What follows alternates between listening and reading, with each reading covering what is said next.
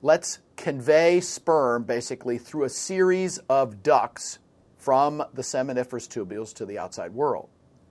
And one of the elements of sperm passage from the seminiferous tubules to the epididymis allows them to course through efferent ductules, which are basically lined by a combination of a ciliated cuboidal and interspersed with columnar epithelial cells. Finally, when the efferent ductules open into the epididymis has a unique epithelium in that, like the respiratory system, it is the other location in the body of a pseudostratified columnar epithelium, the difference being that the luminal specializations of these columnar epithelial cells are stereocilia instead of true cilia.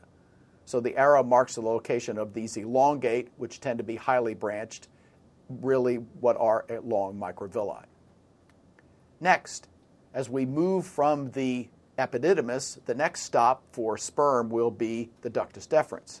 The ductus deferens has a relatively irregular lumen lined by, again, a pseudostratified columnar epithelium surrounded by thick layers of smooth muscle.